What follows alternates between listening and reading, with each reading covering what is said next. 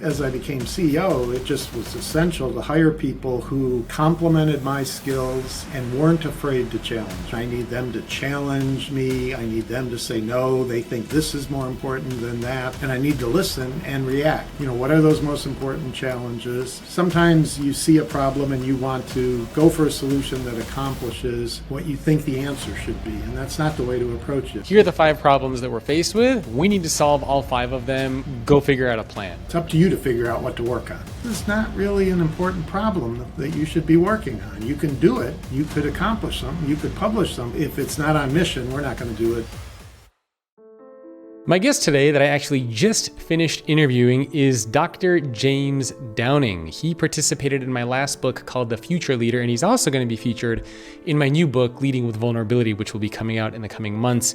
For those of you not familiar with Dr. James Downing, he is the President and Chief Executive Officer at St. Jude Children's Research Hospital, and he's responsible for leading almost a $13 billion commitment to accelerate progress in the research and treatment of pediatric cancer and other catastrophic diseases. So we had a very, very interesting conversation today, which was framed around this idea of how do you solve the world's toughest problems? How do you approach them and how do you tackle them? Not just in the realm of science, but also in the realm of business as well. So some of the things that we talked about are specifically, how do you break down a problem and approach it? What does it mean to have a blue sky approach to solving problems? We also looked at how to test ideas, measures of success, what to do when ideas don't succeed, and also if there's such thing as a good or a bad idea. So it's a really, really interesting conversation specifically around how to approach a problem.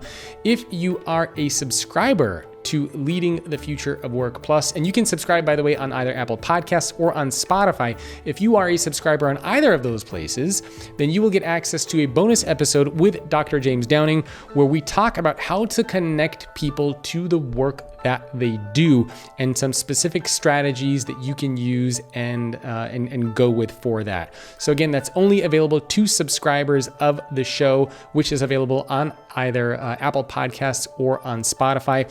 When you subscribe on Apple, you'll get ad-free listening, early access to new content, and a bonus episode every week. If you subscribe on Spotify, you will get ad-free listening, and you will also get access to the bonus episode that you can watch as a video, not just listen to. So I hope you decide to subscribe to the show on either Apple Podcasts or on Spotify. And really what I wanted to frame our conversation around today was this idea of how to solve some of the world's toughest problems and challenges and how you approach it and how you think through them. And so with that context, maybe we could begin with just a little bit of background information for people who are not familiar with you and with St. Jude Children's Research Hospital. Maybe you can give a little bit of context around what you guys do. Yeah, so St. Jude Children's Research Hospital is a unique institution. We have our main facilities in Memphis, Tennessee, and we're a mission-based organization. And the mission is to advance cures and means of prevention for pediatric catastrophic disease through research and treatment. And so different than any other children's hospital, different than any academic medical center, really focused on that mission.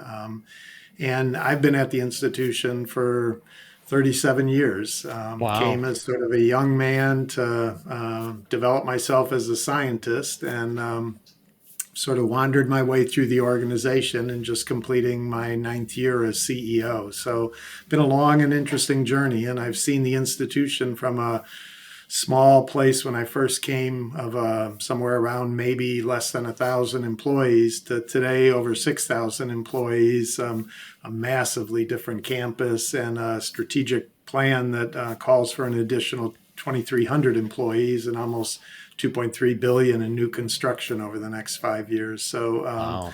A growing institution that's focused on that mission. And that mission is to address the toughest problems in pediatric catastrophic disease. What are those, and what can we do that other places can't do? Yeah, no, it's fascinating. And I remember I had the opportunity to speak there. How many years ago was this? Oh man, this must have been more than half a decade ago. Wow. Where I had the opportunity to see the facility. I think that's even before some of the new construction that you have going on. And it was just a very, very impressive place to see, and some of the work and seeing some of the rooms and the equipment and the machinery. It's really, really wild. So you mentioned this idea that you guys focus on solving these really, really complex challenges and problems. And what I thought would be really interesting is to take the approach that you use and your teams use on solving problems, because maybe a lot of business leaders out there can take that similar approach to apply it to their problems, even though they might not be around fighting cancer or helping children with illnesses that they're faced with, but it could be around their business problems, their challenges, their innovation. So let's start with, let's say you are presented with a problem. So what kind of a problem would you be presented with? And then how do you start to think about it as a way to even begin to try to tackle it? Yeah, I mean, I think I always start at a slightly earlier step. It's really, what is the problem that we're focusing on? What is that challenge that we're faced with? Is it the most important challenge? Is it significant enough for us to focus on it and address it? If it's an obstacle, well, what's the one obstacle that if I address that, many of the others I won't need to address? So, for me, it's always being as crystal clear as possible on what the problem is. And so, for a place like St. Jude, where, when we were developing the most recent strategic plan, I spent 2 days by myself. What are the problems we're focusing on? Across our entire spectrum of activities, what are the most important problems, the most important challenges, and how can I be crystal clear on what those are? And how can I then select out of those, because you have to prioritize, I like to say those that are tractable. There are many problems where, in research or in medicine, the technology may not be ready. Our fundamental understanding may not be ready. And so even though it's a challenge, we can put all the money we want in the world on that problem and we're not going to make progress. We have to go earlier in the process. And so, what are those most important challenges? Is it tractable? Can I actually make progress on it? And then, what will it take to make that progress? And I think as we lay out that, then we go back through that process at greater and greater depth. Clarifying the problem. What is it we're trying to answer? How are we trying to answer that? What is it that we exactly need in background information, in peripheral research, and then what's our approach going to be to meeting that challenge? As an example, we look at success of pediatric cancer has been incredible over the last 60 years, from less than 20% survival to over 80% survival today.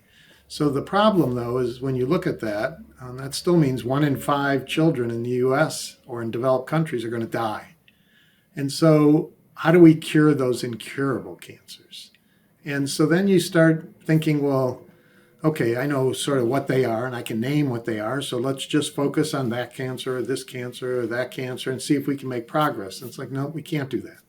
We have to go further back, and we have to invest in fundamental science and basic biology to understand how a cell works and what the alterations may be that lead to that cancer.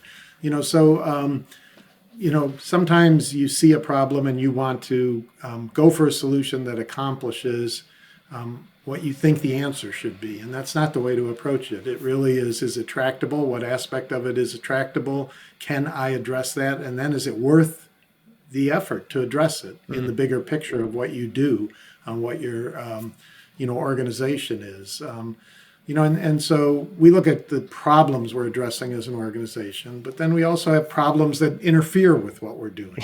And we approach those much the same way. Is it a problem that I can really focus on and address? And so that's part of the way we think about it.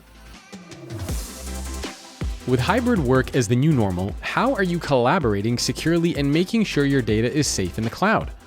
AvePoint has your back. AvePoint provides the most advanced platform to optimize SaaS operations and secure collaboration. No matter how big your business is or what it does, AvePoint can help you modernize your digital workplace. Over 17,000 companies trust AvePoint to rapidly reduce costs, improve productivity, and protect your data with their renowned Confidence platform. Visit AvePoint today to get started and learn more. That's AvePoint, AVEPOINT.com.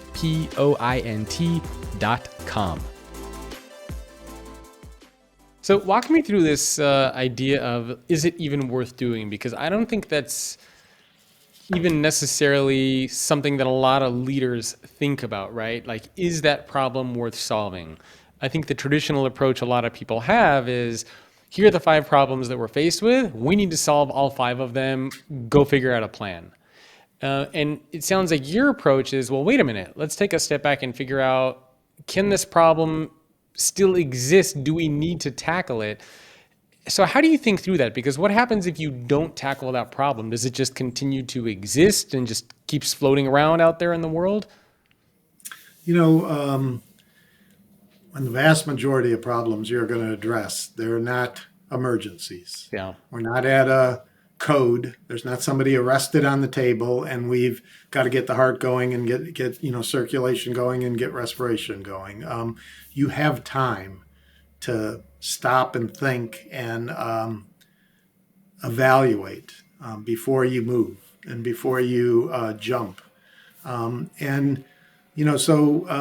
remember when I was a young man, as a researcher working on research problems, and as a scientist, it's up to you to figure out what to work on. Yeah. And I remember two episodes when I was very young. I was probably one I was in my late 20s, and one I might have been in my early 30s. And the first one was a Nobel laureate, and I was telling him what I was doing, and he stopped me and he said, "So why are you working on that?"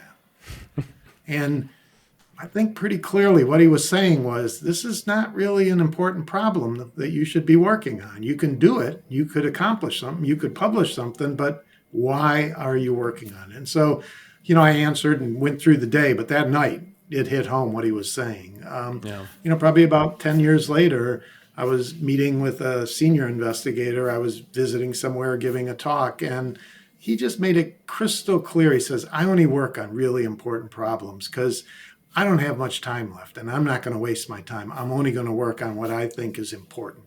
Yeah. I think you have to ask that question all the time.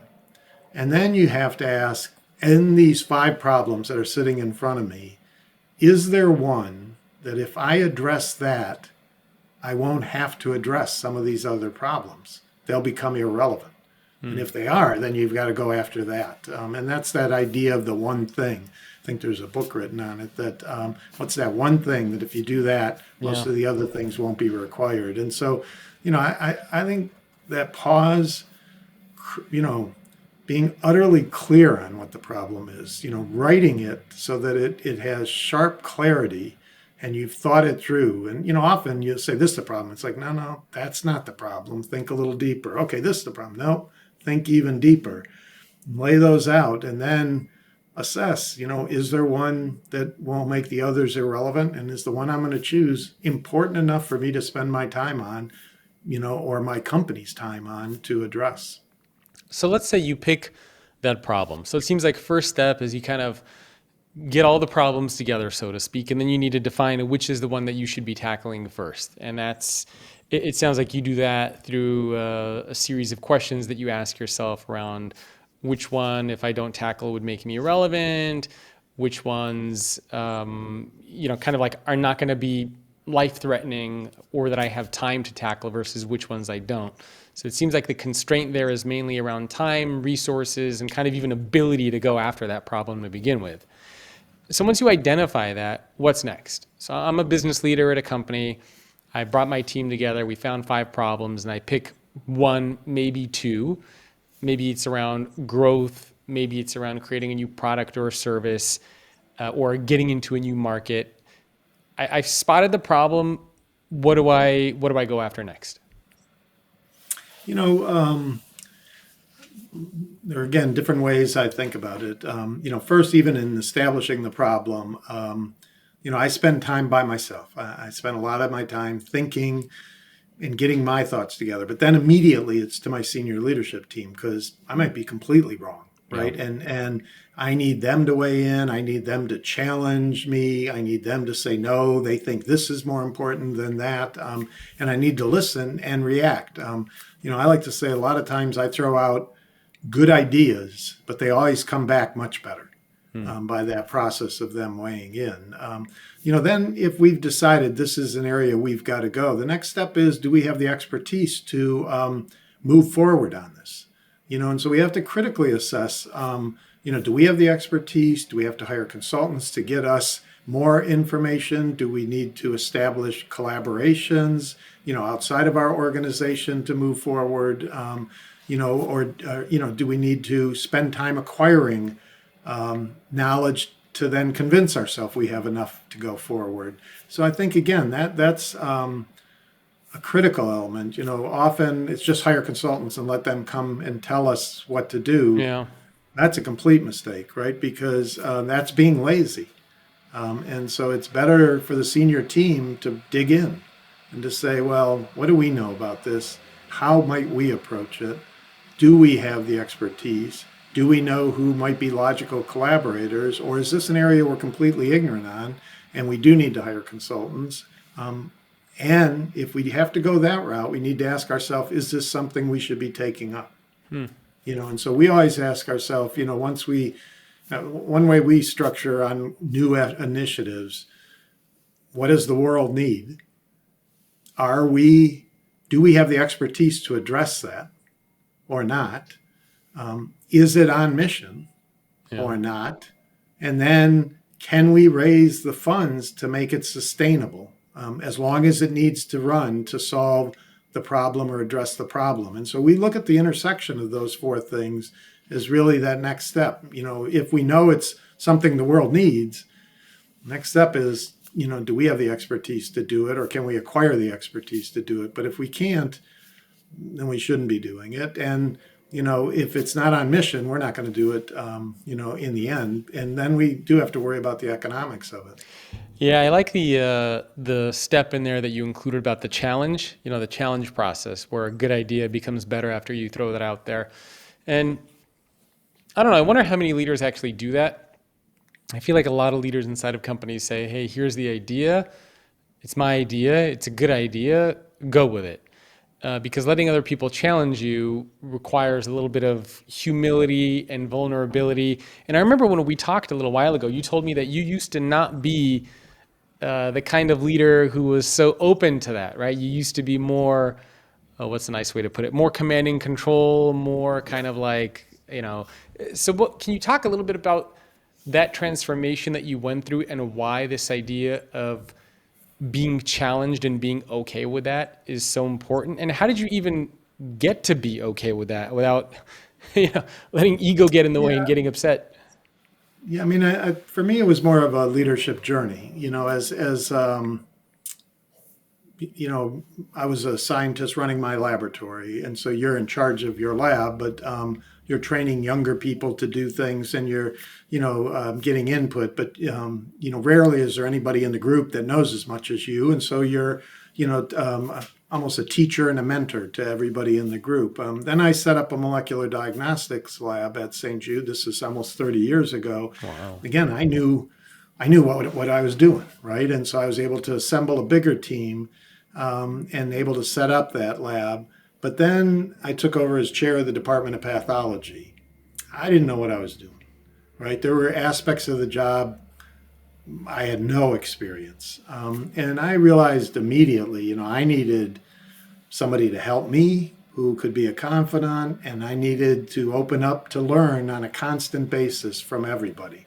It wasn't that hard because I knew I didn't know everything, and I knew they knew I didn't know everything, and so I couldn't fool them. And so, who would I be fooling pretending I knew everything? So, open it up and take the ideas. And then as I became CEO, it just was essential to hire people who complemented my skills and weren't afraid to challenge me and would challenge me, all the time. And my job became more raising the questions that would get them to challenge me.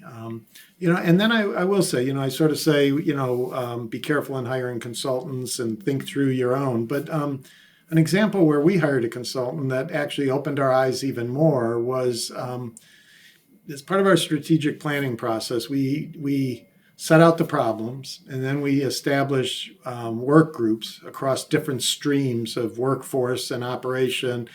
So 150 plus people are involved, and they developed many ideas. And one of the ideas that floated through that and actually came up through a blue sky process that we have was to develop sort of a town square setup for our patients and families where they could come to a town square and get what they need: coffee, church services, school, bank, post office, that kind of stuff. And so we thought, well, we know our patients better than anybody. We've been dealing with them for 60 years. We know what a town square is. We've got lots of them down here in the South. And so let's just build it. And I decided, no, we're going to hire a design thinking firm, IDEO, and we're going to get them to come in and let's just see what their process yields. And it was eye-opening. And what it was that, when we go into interactions with our patients or their families or their siblings or our staff, we have all kinds of biases from our position and our history. And so we filter what they say. We listen to what we want to listen to. We don't listen to what they might actually be saying. And so IDEO came in with a team and met with different groups of families that were in different services, might have been brain tumor or leukemia or solid tumor, met with, parts of the support services for our patients. And they came forward with ideas that never even occurred to us. I mean, just completely novel. Saying that this space, yes, it can be a town square, but it can actually address problems that the families have that you're not even aware of. And we listened to them. They developed it. We just opened it in January, and it is unbelievable. Wow. And, it provides an environment for patients and families that meets so many little obstacles they had throughout the day. And we thought, we knew everything, but we didn't because we weren't, we couldn't listen to them because we're their doctors, we're their caregivers, we're the ones providing care. And, we're not family relatives. And so it was really interesting to watch and learn through that. You mentioned a blue sky process. What exactly is that? Because some people might be familiar with it, but I suspect that a lot of people watching and listening to this have no idea what a blue sky process actually is, how it works, what the purpose of it is. Yeah.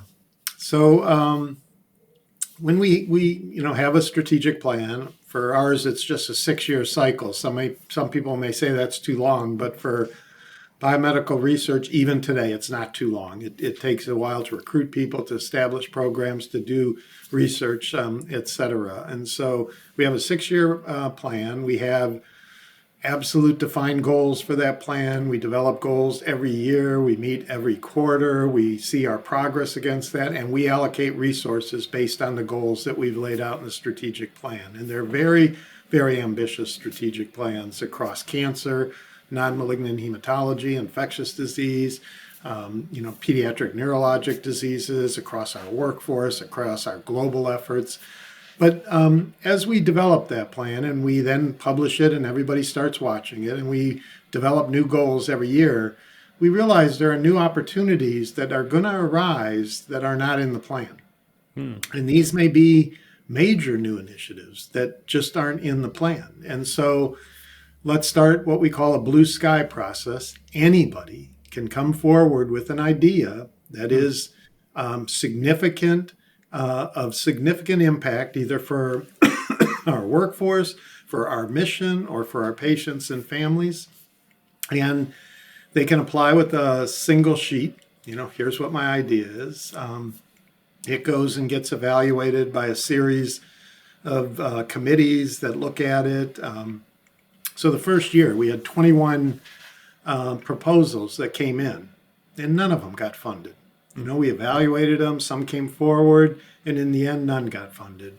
I think, you know, maybe the next year, 3 got funded, and then maybe 6, and then 3 again, and then maybe 10. So it's a very open process, but very rigorous. You know, we evaluate, we want to know, you know, what's the problem, what's the opportunity, what's the cost, what's the impact going to be. But some of these have been game changers. So the Family Commons was a blue sky initiative, you know, and I think it was almost $40 million in the end is what we spent.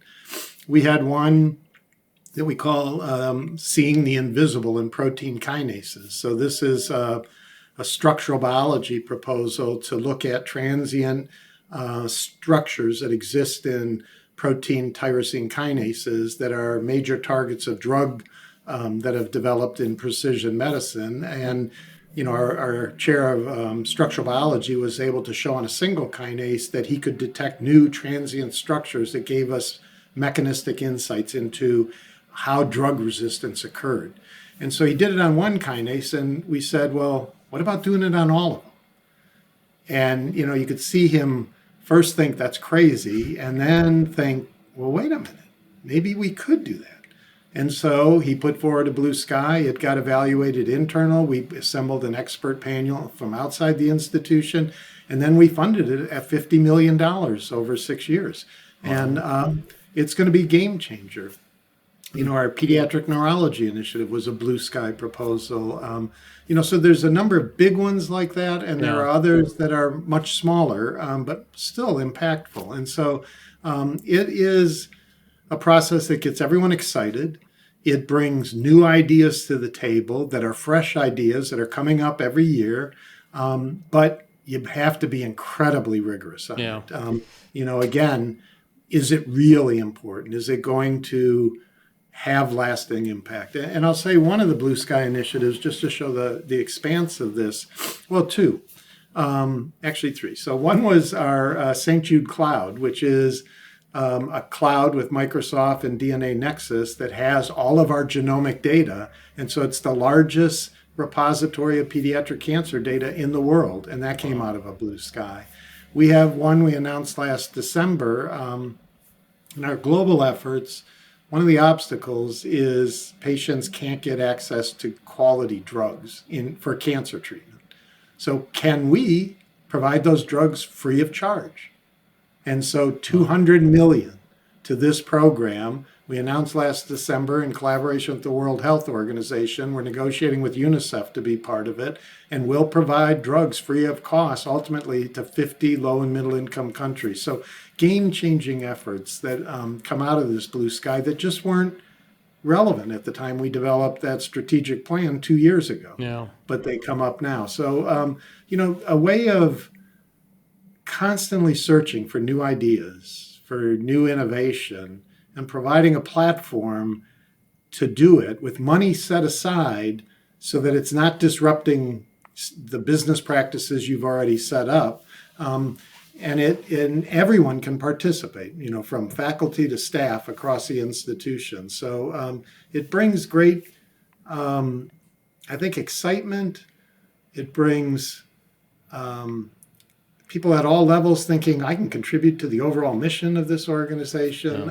Some get disappointed when it gets turned down, but those with a little bit of persistence, I've seen projects get turned down 3 years in a row and eventually get funded. So. Hey, I like this. So it's kind of like an internal incubator, and I think we've seen companies do that over the years. I think AT&T used to have that. I think Adobe had that. I think LinkedIn had that. Maybe they still do, where the idea is that any employee using a piece of technology can come forward, pitch an idea, employees can talk about it, maybe even vote on it. Then employees have to pitch and present the idea to a team of leaders to get approval. And I think what Adobe used to do is they used to give they used to give all these ideas a very small amount of funding, maybe like a couple $100 just to build a prototype, like do a little bit with it. And then after that, they would decide if it's something that is worth funding and turning into something more substantial. So it seems like you have that kind of a process internally, which has been very useful for your employees. It empowers everybody to speak up and come forward. And at least at your company, it sounds like it led to some very massive transformations and investments. And I'm assuming probably some small things here and there too, right? Oh yeah, yeah. No, Okay. no. We have a variety of smaller projects that people have gotten excited by, and they go forward. Just creating an archive of the St. Jude history was one that came forward this year, Ah, and it's going to get funded. And we'll go forward. very cool. We everyone's got a job and got a responsibility, and so it's not like they can go in the incubator space and spend time doing this. It's really that's why we're very careful on the decisions on whether to go forward or not, and then we'll provide the resources to Yeah. actually move it forward. And so sometimes the evaluation takes well over a year, but that's okay. It helps refine the project and allows it to move forward. This episode is made possible by AvePoint.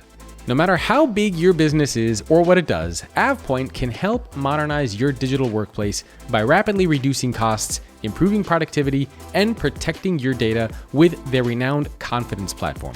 Go to avepoint.com today for a free consultation and to learn more.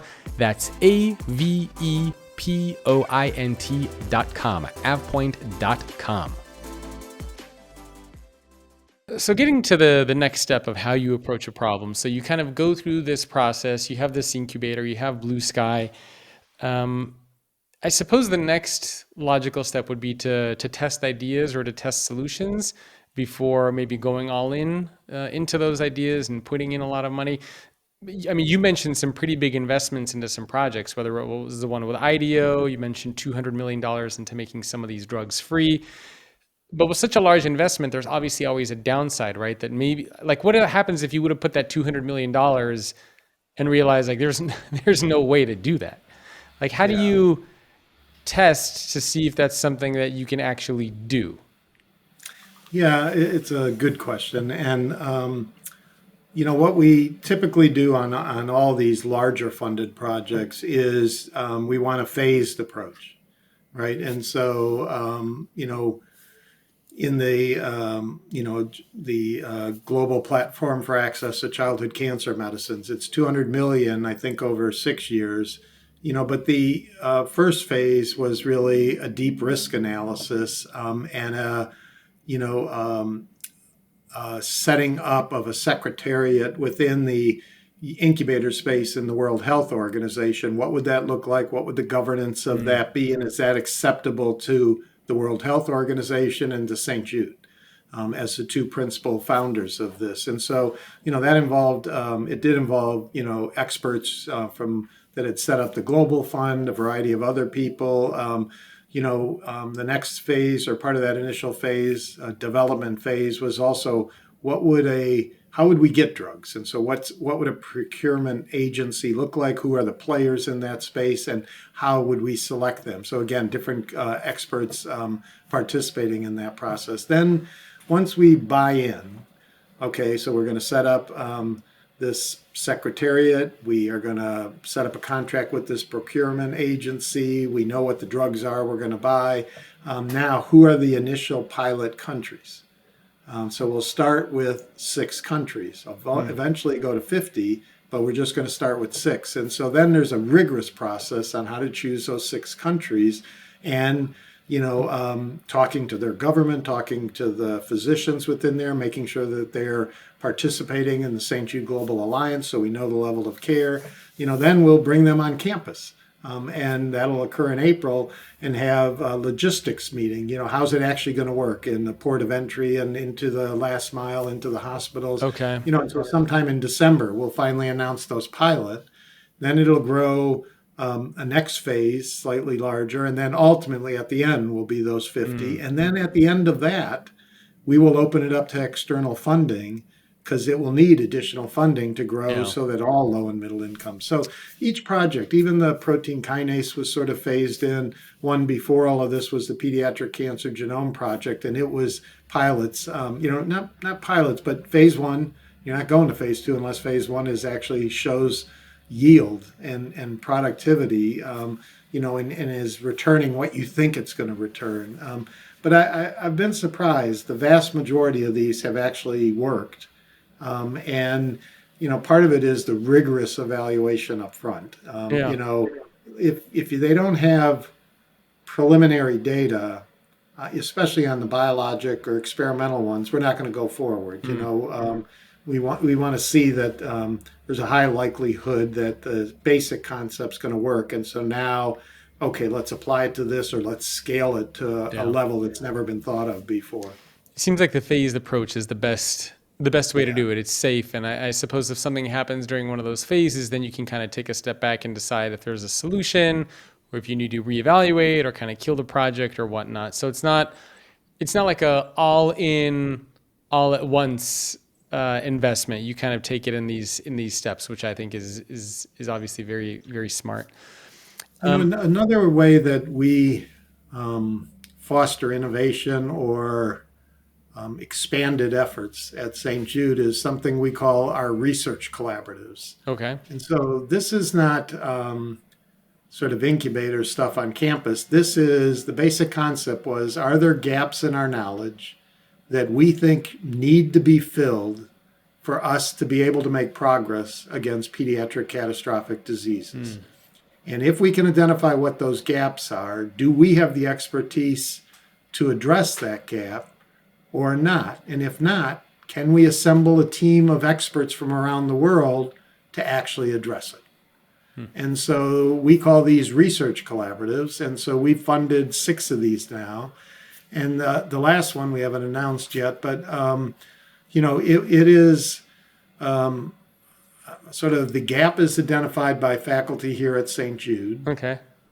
They assemble a team of world experts together, usually 1 or 2 more investigators at St. Jude and 2 or 3 investigators from anywhere in the world. And they put together a proposal that, again, comes to a review committee. The review committee takes a look at it early on and says, yeah, we want to see a real proposal. They come with a real proposal. Typically in grant funding, you'd have to submit this, and maybe 6 to 8 months later, you'd find out if you got it, and there might be a site visit.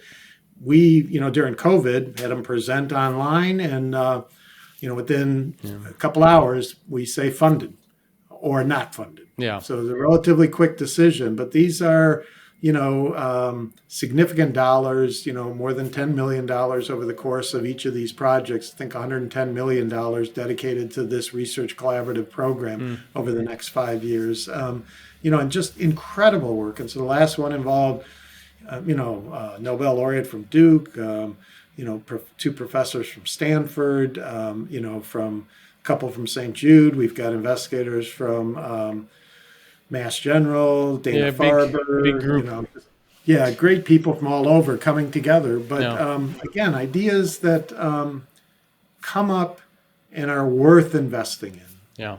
Have you ever had any of these ideas fail?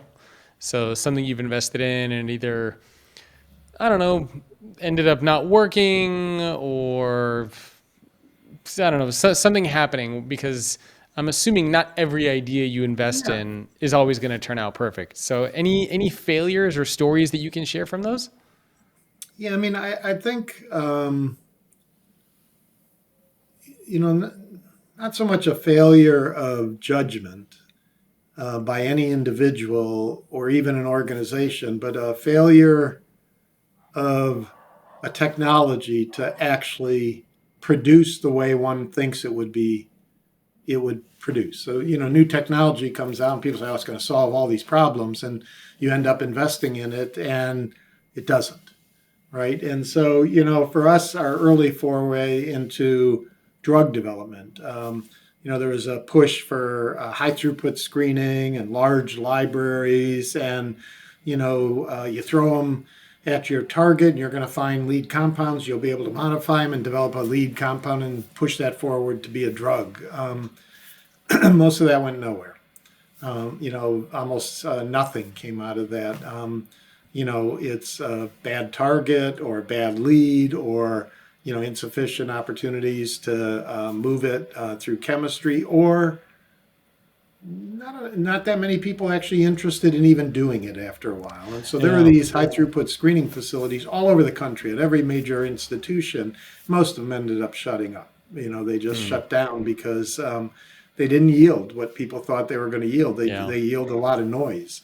So I think those were, the question is, what lesson can you learn from that, right? Because it was a failure. It wasn't a judgment failure at the time. It's just the concepts didn't really yield what you thought they were going to yield. Yeah. And, part of it is, there's one idea in biomedical sciences: if you build a resource, they'll come.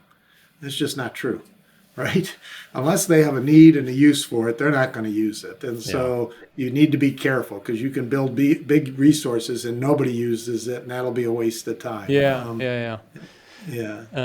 No, that's interesting, and I like the idea of you. I mean, you should ideally turn everything into a learning moment, right? All the failures that you have, and I'm trained I'm a hematopathologist, right? And so I'm trained as a pathologist doing autopsies, and so it's that concept. You need to do an autopsy, what went wrong here, and what can you learn? I even remember in college not getting a perfect score on a test or something, and then it was, okay, what did I do wrong?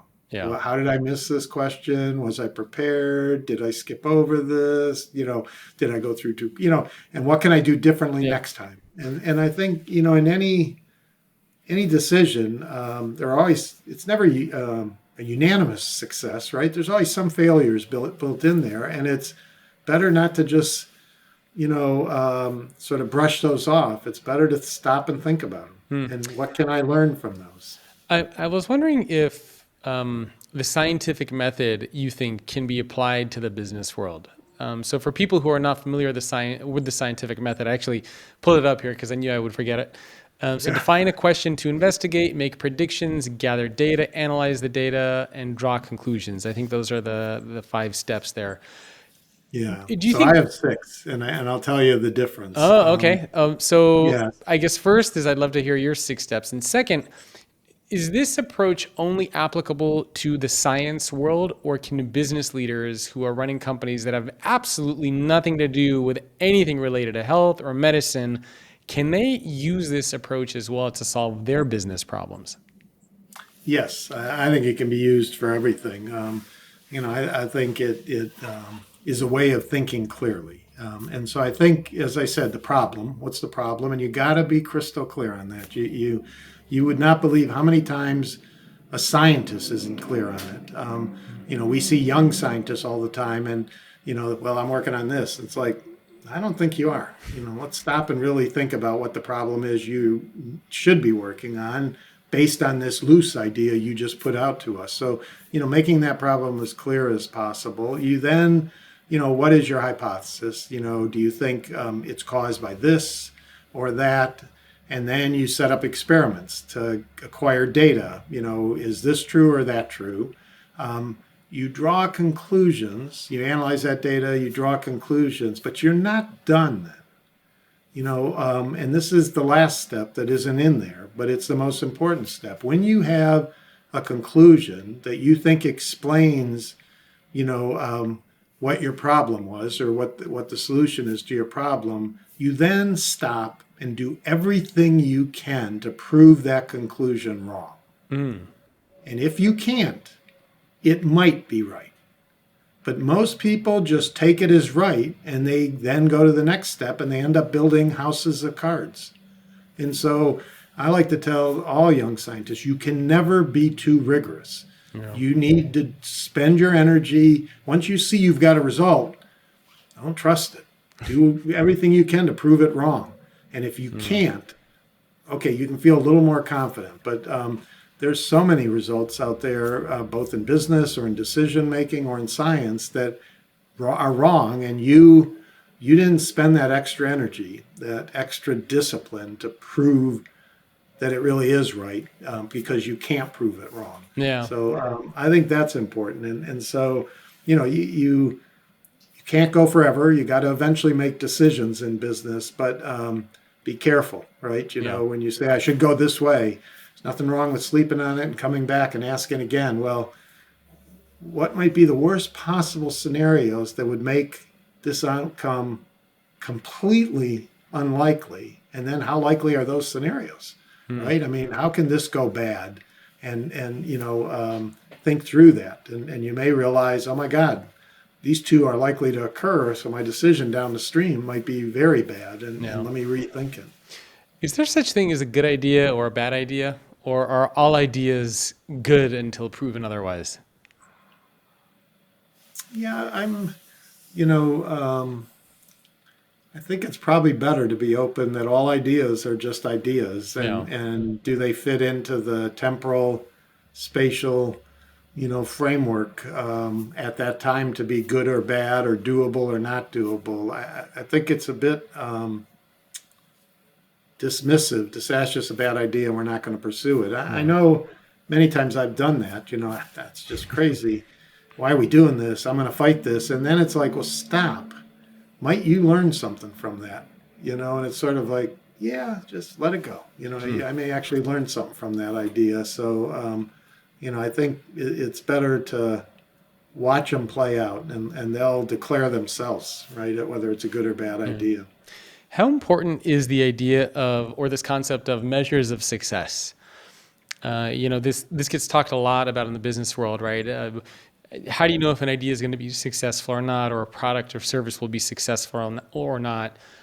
Is that an important step? And what do you do if you just don't know, right? I mean, sometimes you're investing in a new product or service in a new area, and it's really hard to know what the potential is, what you could do, what KPIs you should be looking at. Where does that Yeah, fit into this whole process of solving problems and coming up with ideas? yeah. I think there are different ways to think about it, or perhaps different ways to approach specific problems. There are certain problems or business lines, and you have to define success, and you have to have a certain confidence you're going to meet that success, or you shouldn't be investing or allocating resources to that if the end result is you need return on that investment, Yep. whether it be in advancing cures or revenue coming back to support the institution. So those become, more traditional, right? You can set KPIs. You got to be careful what you're measuring. Are you measuring what you really want to measure? Or are you chasing some number that's not going to tell you? I think there are other initiatives and other problems you're trying to address where it is much more open-ended. And so in the research world, it is much more open-ended. And so people, often say, there's a whole movement now that we need more directed research. We need, DARPA-like setups where, innovative things of practical value to, advance, science so it has human application. No, you need a lot more undirected research that's curiosity based Yeah. and that's generating nothing but knowledge because you have no idea where that knowledge is going to go. And so on those, you can't have clear definitions of success or impact or return on investment. It's like Bell Labs, from AT&T. They just said, just go work on things, right? And they didn't care. They didn't know if it would transform telecommunication or whether it would just make it more efficient, but they invested, and it was one of the most productive, research laboratories ever developed. The ideas and Nobel Prizes that came out of there transformed, the technology world of the future, with the developments that came out of there. And so, in a research and development, you got to have research. You got to have investigator-initiated, undirected research. So we have that at St. Jude that's not related to any diseases that we work on. It's not mission focused. It's not, on this disease or that disease. It's understanding fundamental biology. Yeah. Yeah. That generates technology. It generates knowledge. It generates insights that influence how we approach diseases, and it influences the entire culture that we have. Last few minutes, I want to spend some time talking about how to connect people to the work they do. I was certainly struck when I was visiting St. Jude Children's Research Hospital, just the passion and the connection that everybody had to the work that they were doing. Now, some people might look at that and say, well, it's easy for them to do it. They're obviously, they have a big goal and a big mission. They're helping children. They're helping save lives. My company doesn't have that. We're not saving lives. We're not curing cancer or trying to cure cancer. So how do you create that connection with people and the work that they do and the organization, if it's not kind of inherent already in the work that they do, like at your company? My conversation with Dr. James Downing continues, and you're not going to want to miss this one. It's available only for paid subscribers, so you can head over to greatleadership.substack.com and subscribe over there. And in this bonus episode, and we're calling all of these bonus episodes now the Leaders Toolkit, they're 15, 20-minute bonus episodes. So in this particular one with Dr. James Downing, we go in depth on how to connect people to the work that they do. So we talk about that for around 15 minutes. We also talk about the importance of telling stories and how and why leaders should be telling stories. Subscribers are going to get access to one of these episodes every week. You're going to get access to a weekly in-depth article that I personally write, where I talk about a leadership trend, a piece of insight, research, discovery, something along those lines. And you're also going to get access to a weekly 5-minute leadership hack where I share a leadership strategy that a CEO has shared with me. Those are called the 5-minute leader. All three of those things available for subscribers. Again, that is greatleadership.substack.com. It's less than the cost of 2 lattes. It'll be the best investment you can make in your professional and leadership development. So I hope to see you over there. Again, that's greatleadership.substack.com. I'll see you next week.